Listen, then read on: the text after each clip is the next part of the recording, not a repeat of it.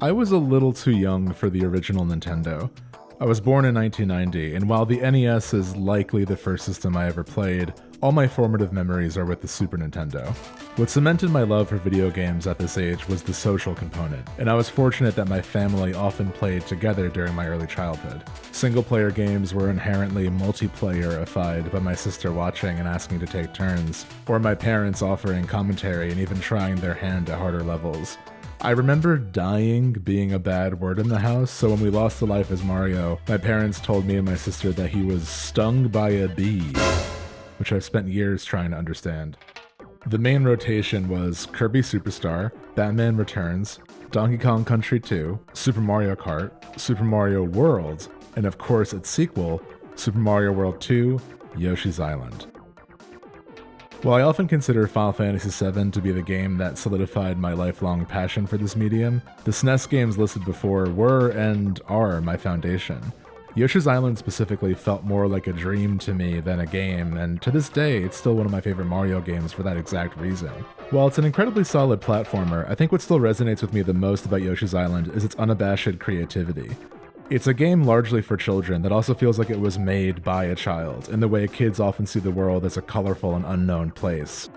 Yoshi's Island is a weird setting, full of strange monsters and mysterious secrets. You need not look further than the level Touch Fuzzy Get Dizzy to understand the point I'm making.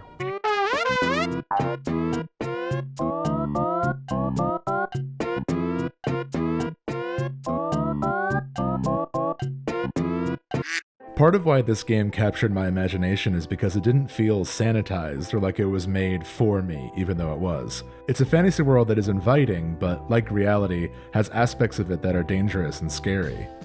I make a similar case about games often described as cozy, titles like Story of Seasons, Rune Factory, arguably Breath of the Wild, and of course, Animal Crossing.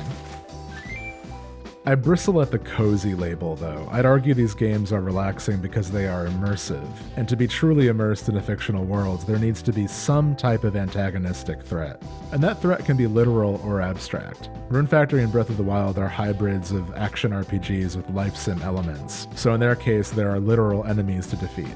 But I think cockroaches, weeds, and bad vibes from your neighbor play an equivalent role in Animal Crossing New Horizons, and so too does the undercurrent of sadness in Story of Seasons: A Wonderful Life. Other games that build themselves as cozy sometimes leave out the more antagonistic design, and the whole experience can feel flat because of that omission. Also, just random side note, I was trying to make like a cake or ice cream here to show that salt is a necessary ingredient to make something sweet, but I made an omelet. Of course, those more off-putting qualities of Yoshi's Island are paired with an abundance of welcoming design. From what I've read, one of the main ideas behind Yoshi's Island was to make a more approachable version of Mario, and you can feel that in a lot of ways. Perhaps most notably with Yoshi's signature jump that kind of gives you a bit more time to decide where to land. I believe a platformer's mood is set by the music of the first level, and in this track by Koji Kondo, Flower Garden, the melody feels like waking up on a day off. It's a leisurely song and lets the player realize there's no time limit or scrolling screen, most of the time, and we're free to explore and find what secrets await us. Even Yoshi's idle animation shows them thinking and looking in both directions, reinforcing the game's open structure. I like to think of all the Mario games on a scale between platforming and discovery, and while all of the games have elements of both, I would say Yoshi's Island is by the end point of the latter category. The game is also, mechanically and narratively, about caring for others. Yoshi, and by that I mean every Yoshi, is tasked with protecting baby Mario and rescuing baby Luigi. My parents were afraid of using the term death around me when I was a kid, but the loss conditions of Yoshi's Island are perhaps even more disturbing. When Yoshi gets hit, baby Mario begins floating away and crying. In this scenario, our health is literally time, and once the clock reaches 0, baby Mario is taken from us and the game ends. This mechanic is perhaps the most divisive thing about Yoshi's Island. Broadly speaking, in most games, I'd say there are 4 entities. There's the player character, enemies, and NPCs. And it's a risky move to try and pin the win and loss conditions on an entity outside of the player character. A name for this, an escort quest, was a bad word for a period of time. But I'd argue that gamifying relationships can be a powerful form of storytelling when done well. I've said, half-jokingly, that Yoshi's Island is a Strand game. And yes, there are many uncanny connections between the two. But despite all reason, I use the Strand label sincerely to include Yoshi's Island alongside games that center their design around connection and empathy.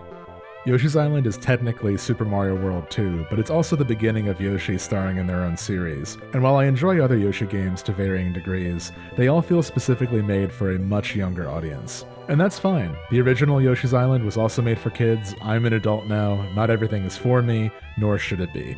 And I think it's important for there to be games children of any age can enjoy, since even Mario can be mechanically demanding. But I think there's something really special about media that truly succeeds at being universal. As I reflect on games and media that inspired me at a young age, it's almost always art that treated me as a peer and not as a burden. I look forward to games that follow in Yoshi's Island's footsteps, and I think it's important to remember that kids are able to pull meaning from art. They just need a little help finding it.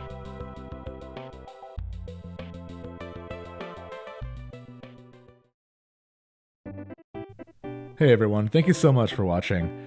So next month's video will be a Game of the Year video, which I'm very excited to make.